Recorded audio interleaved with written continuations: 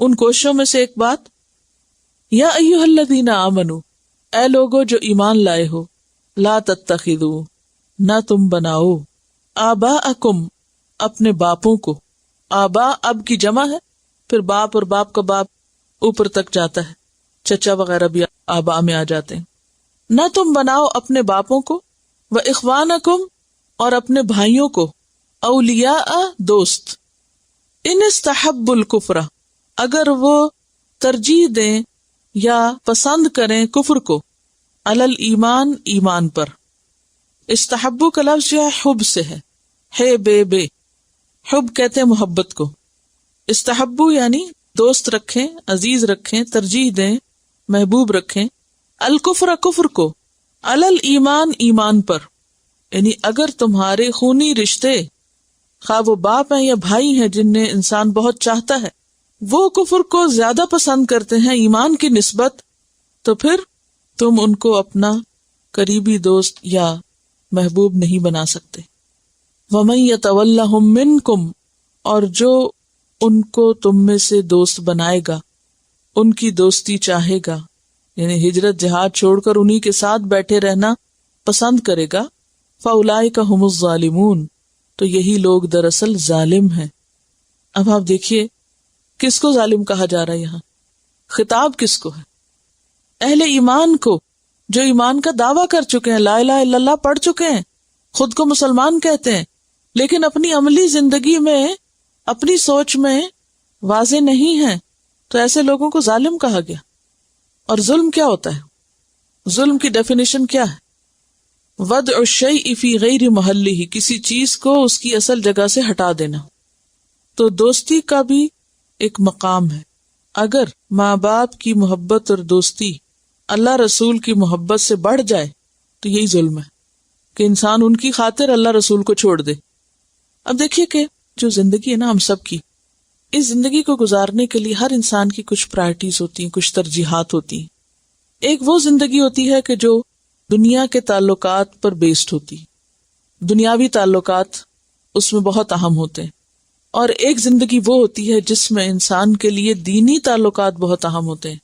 اب یہاں مومن کو چوائس دی جا رہی کہ کس تعلق کو تم ترجیح دو گے، ان تعلقات کو جو تمہاری دنیا کی ترقی کا ذریعہ بن رہے ہیں، یا وہ تعلقات جو تمہاری دین کی ترقی کا سبب ہیں۔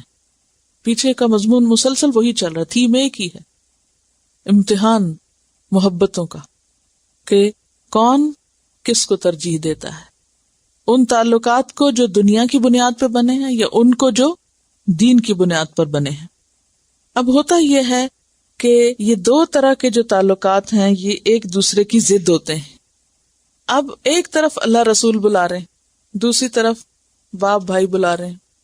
اب آپ مکہ میں رہنے والے مسلمانوں کو تھوڑی دیر کے لیے سوچئے، مکہ میں ہے وہ، ایمان کا تقاضا ہے کہ اب وہ وطن چھوڑ دیں اور چلے جائیں مدینہ۔ جو خاندان ہے، کنبا قبیلہ، رشتہ دار ہیں، وہ پکڑے ہوئے، نہیں ہمیں نہیں چھوڑ کے جانا۔ اب یہاں دیکھا یہ جائے گا، جانا یہ جائے گا کہ کون کس کی طرفداری کرتا ہے، کدھر جاتا ہے، اور انسان کدھر کو جاتا ہے۔ تولی ہوتا ہے نا، کسی کی حمایت حاصل کرنا، کسی کی مدد لینا، کسی کی سپورٹ لینا۔ ولی کے سارے معنی نا، دلی دوست، حمایتی، مددگار۔ تو انسان کو جینے کے لیے دنیا میں حمایتی چاہیے کہ نہیں؟ اکیلا تھوڑی رہ سکتا ہے۔ ہر شخص کو اپنے کاموں کے لیے مددگار چاہیے ہوتے ہیں۔ اب کوئی شخص اپنے رشتہ داروں کو، اپنے خاندان، اپنے کنبے قبیلے، یا کچھ دوستوں، یا اپنے بزنس پارٹنر، یا جو بھی میل ملاپ کے لوگ ہیں، ان سب کے حلقے میں رہتا ہے۔ کس لیے رہتا ہے؟ یہ سوشلائز کیوں کرتے ہیں آپ؟ مورل سپورٹ کے لیے بھی، بعض اوقات مادی سپورٹ کے لیے بھی، بعض اوقات فزیکل سپورٹ کے لیے بھی۔ نہیں، سپورٹ چاہیے ہوتی ہے آپ کو اپنے کاروبار بڑھانے کے لیے، بزنس کو عام کرنے کے لیے، دنیا میں ترقی کرنے کے لیے آپ کو ہمیشہ سپورٹ چاہیے ہوتی ہے۔ انسان ہمیشہ انہی لوگوں کے بیچ میں کمفرٹیبل رہتا ہے جہاں سے اس کو سپورٹ ملتی ہے، جو اس کے مددگار ہوتے ہیں۔ جو مددگار نہ بنے وہ ان سے خود بخود دور ہوتا چلا جاتا ہے۔ دوسری طرف دین کی بنیاد پر بھی، دین کے کام کے لیے بھی آپ کو ایک سپورٹ گروپ چاہیے ہوتا ہے۔ اب ہر انسان کو اس پیمانے پہ دیکھا جا رہا ہے کہ کس کا سپورٹ گروپ کون سا ہے، کون کس کو ترجیح دے رہا ہے، کس کی خواہشات اور کس کی پسند اور ناپسند اور کس کی دلچسپیوں کو زیادہ اہمیت دی جا رہی، کس کی طرف میلان زیادہ ہے، کس کی طرف رجحان زیادہ ہے، کس میں انسان زیادہ کمفرٹیبل ہے، کس میں انسان زیادہ خوش ہے. کیونکہ انسان جس گروہ یا جس گروپ کو اختیار کرے گا وہ کیا ہوگا، وہ اس کے لیے اسی رستے پہ لے جانے کا ذریعہ بن جائے گا.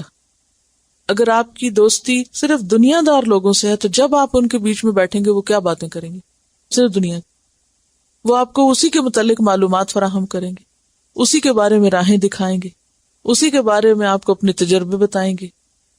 یعنی وہ ساری شیئرنگ ہوتی ہے نا. سوشلائز انسان اسی لیے کرتا ہے نا، انسان سپورٹ لیتا ہے. آپ جہاں بیٹھتے ہیں آپ باتیں کرتے ہیں، اچھا یہ چیز کہاں سے ملتی ہے. اگر آپ کو کاروبار اپنا بڑھانا ہے تو آپ اسی طرح کے کاروباری حلقے میں اپنا ایک گروپ بنائیں گے، ایک کنیکشن یا ایک رابطہ کہ جس کے بل پہ آپ آگے جائیں گے. اسی طرح دوسری طرف دین کے کچھ تقاضے ہیں، اور دین کا کام بھی ایک سانجھا کام ہے، ایک ٹیم ورک ہے، مل جل کے کیا جانے والا کام ہے، اکیلے کرنے والا کام نہیں. اس کے لیے بھی آپ کو کیا چاہیے، ایک گروپ چاہیے، ایک سپورٹ چاہیے.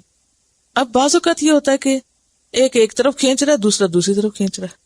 جو ہم پڑھتے ہیں نا تاریخ، تو ہم اس کو ریلیٹ نہیں کرتے اپنے سے، نہ اپنے حالات سے، بس واقعات پڑھ لیتے ہیں. وہ ہجرت حبشہ ہوئی، 83 مرد اور 11 عورتیں وہاں سے وہاں چلی گئیں، بس یہ نہیں دیکھتے وہ نکلے کہاں سے تھے، اور ان کے کوئی مصروفیت بھی ہوگی، آخر وہ انسان تھے، ان کے کوئی کام کاروبار تھے، ضروریات زندگی تھی، ان کے رشتہ داریاں تھیں، وہ سب کچھ انہوں نے چھوڑا اور نکل گئے ایمان بچانے کو، کیونکہ انہیں وہ سپورٹ گروپ وہاں مل نہیں رہا تھا. مسلمانوں کو تو اکٹھے کھل کے بیٹھنے کی بھی اجازت نہیں تھی، وہ تو چھپ چھپا کے ملتے تھے دار ارقم میں. ایسے میں کیا حکم ہوا، ایمان بچانا ضروری ہے. پہلے حبشہ کی طرف جانے کے لیے کہا گیا، پھر اس کے بعد بالآخر مدینہ کی طرف. لیکن ابھی بھی کچھ لوگ ایسے تھے کہ جو فیصلہ نہیں کر پائے تھے کہ انہیں کس طرف جانا ہے. تو یہاں اب فیصلہ کرنے کو کہا جا رہا ہے، اے ایمان والو، اب تمہیں اپنے باپ بھائی بھی چھوڑنے پڑیں گے اگر وہ ایمان پر کفر کو ترجیح دیتے ہیں. کیونکہ اگر ان کے کفر کے باوجود تم ان کی طرف مائل رہے تو وہ کیا کریں گے، تم کو بھی ادھر ہی پھیر لے جائیں گے، پھر تم دین کے کام کے قابل نہیں رہو گے. سورۃ المجادلہ 22 میں آتا ہے، لا تجد قوما یؤمنون باللہ والیوم الآخر یوادون من حاد اللہ ورسولہ ولو كانوا آباءهم او ابناءهم او اخوانهم او عشیرتهم. نہیں تم پاؤ گے ایسے لوگوں کو جو اللہ اور یوم آخرت پر ایمان رکھتے ہیں کہ وہ محبت کریں ان سے جو اللہ رسول سے دشمنی رکھے، خواہ وہ ان کے باپ ہوں یا بیٹے ہوں یا بھائی ہوں یا کنبہ قبیلہ ہو. کیوں؟ اولئک کتب فی قلوبہم الایمان، کیونکہ ان لوگوں کے دلوں میں اللہ نے ایمان کی محبت ڈال دی، لکھ دی. وأیدہم بروح منہ، اور اب وہ محبت اتنی زیادہ ہو گئی ہے کہ اللہ نے اس محبت کی وجہ سے ان کو مزید تائید کی ہے، ان کی مزید مدد فرمائی ہے اپنی روح کے ساتھ. وَيُدْخِلُهُمْ جَنَّاتٍ تَجْرِي مِن تَحْتِهَا الْأَنْهَارُ، اور وہ انہیں ایسے باغوں میں داخل کرے گا جن کے نیچے نہریں بہتی ہیں.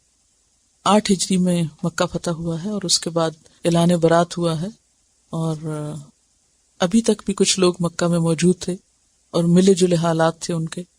ان سب کو ایک طرح سے اعلان برات کے بعد ہر چیز کو واضح کر دیا گیا کہ اب یا ادھر ہو جاؤ یا ادھر ہو جاؤ، اور اپنے عمل سے ثبوت دو اپنے ایمان کا.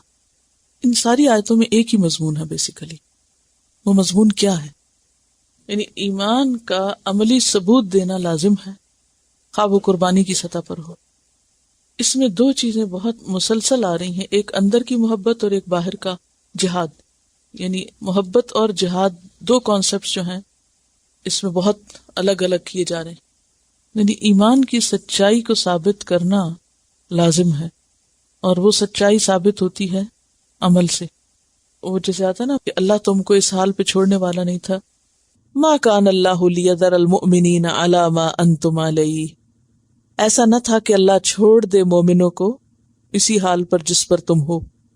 حتی یمیز الخبیث من الطیب، یہاں تک کہ خبیث اور پاک کو الگ الگ نہ کر دے. جب دل میں محبت ہوگی تو ہو نہیں سکتا کہ عمل میں جہاد نہ ہو۔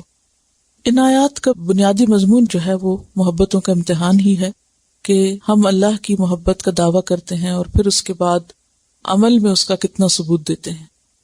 یعنی ایمان اور کفر ایک جگہ نہیں جمع ہو سکتے، اللہ سے محبت اور غیر اللہ کی محبت ایک دل میں جمع نہیں ہو سکتی، ایک اوپر ہوگی اور باقی اس کے تابع ہوں گی، کیونکہ محبت تو انسان کی زندگی کا ایک لازمی جز ہے، کوئی بھی دل محبت سے خالی نہیں ہو سکتا۔ امتحان اس بات کا ہے کہ شدید محبت کس سے ہے۔ یہاں پر جو حکم دیا جا رہا ہے وہ اتنے سالوں سے مہلت دی گئی اور اب ایک آخری فیصلے پہ پہنچنا ہے، تو وہ اگر شروع میں اپنے ایمان کو چھپا رہا ہے کہ جذباتیت کی کیفیت ایسی نہ پیدا ہو کہ جس سے الٹا دین کو نقصان پہنچے، تو وقتی طور پر اگر انسان حکمت کے ساتھ آہستہ آہستہ قدم اٹھائے اور پھر ایک وقت آئے گا کہ اس کو کھرا کھوٹا الگ کرنا پڑے گا۔ ان آیات پر ایک لیکچر ہے، محبتوں کا امتحان۔